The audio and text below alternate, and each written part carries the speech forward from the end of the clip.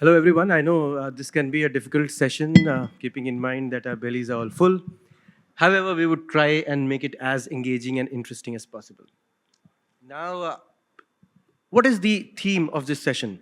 Shaping tomorrow's retail. So, let me add some context before we move ahead. There was a past. I am from the generation that witnessed that past, where you had a very, very small kirana shop. You go there, he's standing behind a counter, he won't let you touch anything. He'll give you after you pay. Today, there has been a marked change. So I was, for a conference, I was in Dubai 10 days back. I went to a retail store. Now, the technology that is being used there is so amazing. And it shows the tremendous advancements that have been made in this domain. So it's totally free of any human intervention. You pick up what you want, you go to a counter, it scans whatever there is, and it deducts the money from your card. Not, there is not an involvement of a single person, a single human being. Such is the level of automation. What is the aim behind such automation that we are seeing? I think it is a care for the customer. They don't want the customer to be hassled. They want it to be free of any human error. Now, with these words, we have seen what the past was, how it is today. The theme of this session is what is the future of retail and how is it going to be shaped. I have Brian with me, who is a very senior technology leader and the CEO of Reliance Digital. Brian, my first question to you is, of course, your opening remarks on how do you see how do you visualize the future of retail? Thanks for the question. If you mean senior, I hope you don't mean old. I mean, I didn't Not used at to all. be called I know old, you're young at heart. But with that said, I mean, it's a really complicated question. And kind of when you went on in the beginning, you're talking about a employee-free driven experience. And that would not necessarily be the direction that we think that we're going in exactly, because we think it's a combination of technology plus people. I think when you said like the biggest issue that a lot of people might face was quality of the people. And maybe that's the reason sometimes people feel hassled. Maybe the person's not very friendly. They don't know anything. They don't know as much about the products as you would like or what have you. So what we envision is using a combination of technology to empower people inside the stores to be able to offer a personalized experience. And obviously those are a lot of big blanket terms, but we have thought through how that goes down, to the level. And in this business, I'm only comfortable talking about the next couple of years because even beyond that, it's hard to see like what will happen with AI or what will happen with integration and those types of things. So there's a lot going on there, I suspect, but maybe you'd want to follow up a little bit more specifics and I can try to answer a little bit better there. Right. When I was setting the context for this discussion, I said that most of these changes have the objective of trying to make that customer journey as easy, as hassle-free as possible. What do you think the role or how has customer centricity really evolved over the past few years? Because we see a tremendous shift where enterprises today treat customers as the king. Well, I think so. It depends on the area that you're in, and I don't know what your all's experiences with that would be or not. I think you could argue both sides of the coin. I'm come from a different country where maybe 20 years ago you got really good service, or 30 years ago you got really good service, and we've seen that kind of slip off. And in some areas, like in a hotel or maybe airline, you might get very, very good service, or restaurants, but maybe not in other areas. So I think when we say for retail specifically, I think people forget the value that retail should be offering to a customer and that is that they are treated like a king or like a personalized experience. But over the last several years in the United States, but I would say in India too, people forget that. They open a store, customers come and they buy and they try and make it as fast and cheap as possible, but they forget that if you don't offer something extra, some value to the customer, then you really are not going to be in business very long. And I would just kind of end that part by saying that in our business, where we are selling technology that is ever changing and ever complicated, even though you might have bought something a couple of years ago, now some of the things it does is totally different, and the customer may not be aware of that. It's really critical that you can count on a store to offer that level of expertise and care, and then even not only at your purchase, but the thing in our business is we come to your homes afterwards too and set it up and show you how to work it and keep it working for the life of the product. So I think that whole cycle is absolutely critical. And I think that you're right that on one sense, some people are figuring it out, but sometimes I fear the world is evolving away from the customer also. And I think we're at a very dangerous crossroads. I mean, we saw e-commerce companies up here, and a lot of people will always ask me, what are you going to do about e-commerce? And I always give them the same answer. We're going to give them, full service at a self-service price. So we're going to give them a much better service offering, but it has to really be that way. So I'll just pause there. True. Drawing from your remarks, you have used this word, 2 to 3 times, which is hyper-personalization. Now, when we talk about hyper-personalization, there are 2 points that I want you to respond to. One is with extreme technology and extreme personalization, do you think that ideally there could be a personalization of one? Or do you think it's even desirable?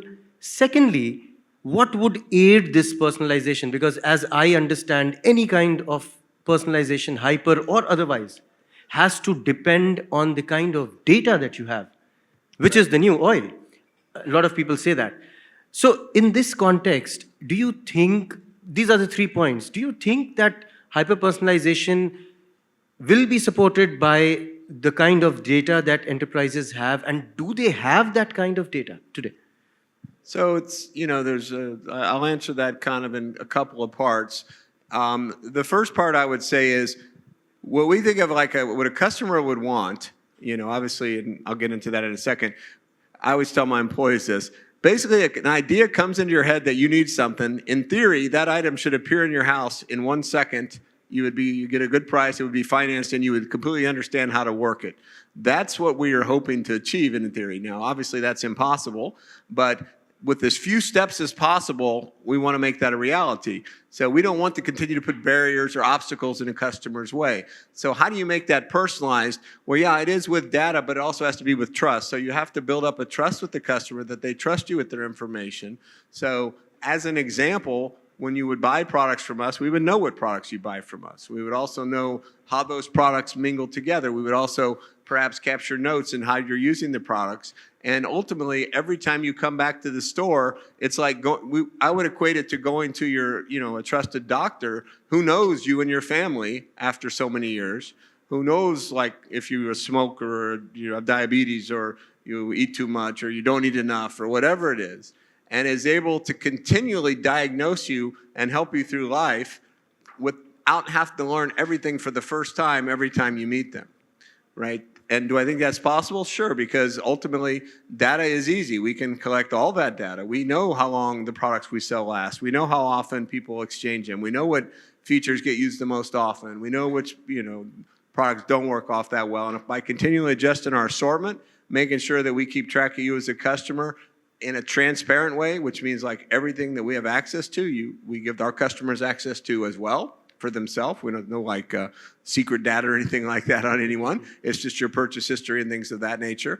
And the idea is that we want like when you're ready to buy something, you should get an advertisement with the discount right then and there.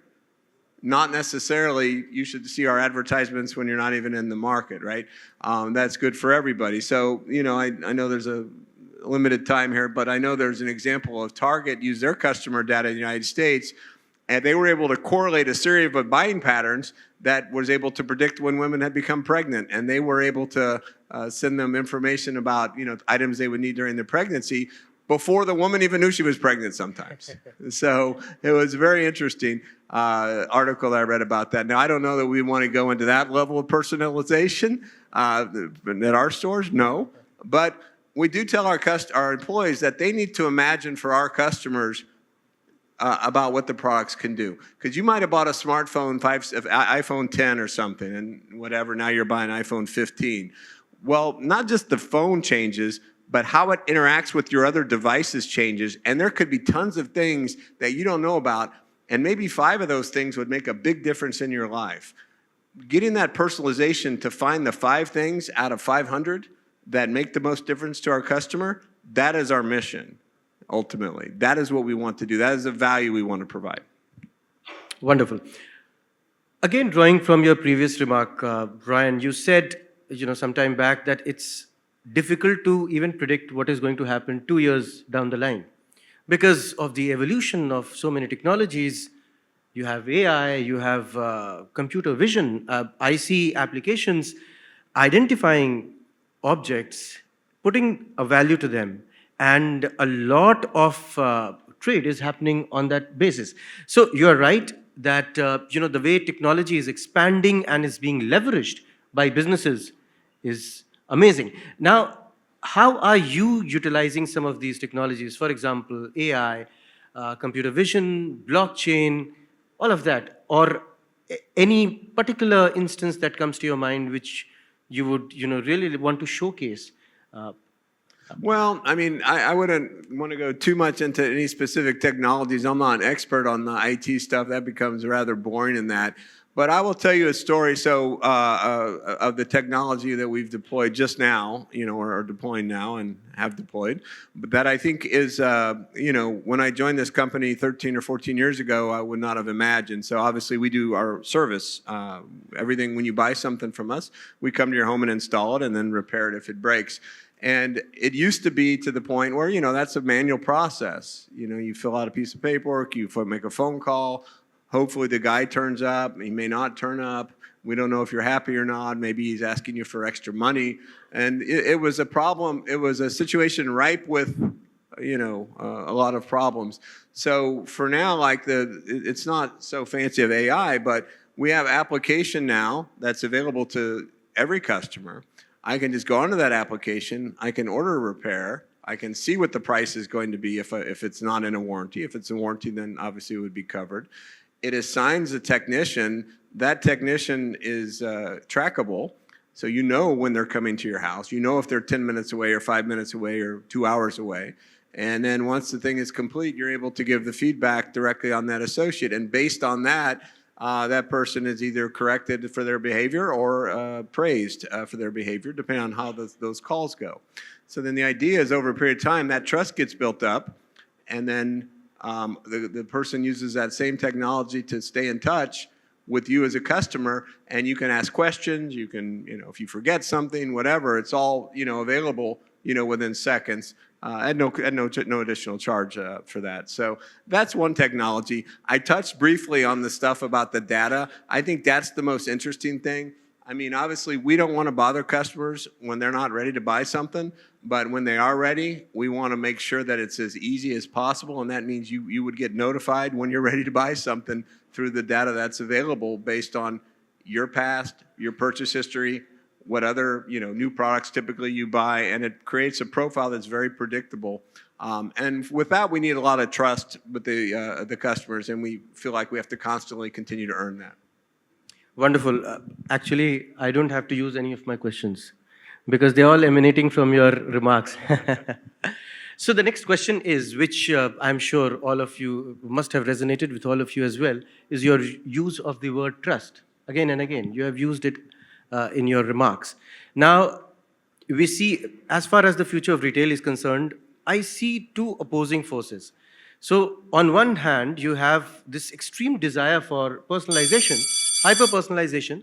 We still have 50 seconds left, don't worry. No problem. I'll be fast. So hyper-personalization. On the other hand, you also have a data privacy domain or the landscape, which is becoming increasingly stringent. And it's not only in India, it's happening all across the world. So when a customer trusts you with their data, I mean, how do you really navigate this extremely treacherous terrain of data privacy and security that is developing very fast these days? Yeah, I think that's a good question. And from the perspective that we would take, or I would take, is on as it relates to data, the real thing is total and complete transparency, not where you say one thing, but you really have something else. So like I said earlier, the main thing is we tell the customer every step of the way what we retain, what we don't retain it, what is the reason we retain it, and if they don't want us to retain that information, we won't retain it. It's that simple. So like if you would come to buy from us, we'll tell you that, we'll keep your receipt, we'll keep your serial number filed, we'll keep your, when you bought it, so if you don't lose the receipt or you ever need to call that up, you have it available and it's completely covered under, warranty or whatever it might be. And we'll seek your permission to contact you with additional information. Now, if you don't want that, we won't do that. If you say, no, I'm not interested in any of that, right? And then you yourself can call up on the application and see exactly what we have. These are the things I bought over the last 5 years. These are the when I bought them. These are when the warranties expired. These are how they work together. It's all there. So I think, trust is basically that simple. Saying what you're going to do, why you're going to do it, and doing it. And in our business, wonderfully stated, Brian. Right. But I'm really sorry. The time is really up this time. Okay. All right. No Thank you. problem. Thank you, Brian, for this very lovely, very interesting discussion on how Reliance Digital is, leveraging these technologies. First of all, your views on how this entire personalization concept that we see evolving very fast is going to take us where, and how does it stand in contrast to data privacy, and basically how do you see the evolution of the retail space in the next few years. Thank you for, thanks a lot to you for your wonderful insights, and it's been a lovely discussion. Thank you. It's my pleasure. Thank you. Thanks, everybody. Bye-bye.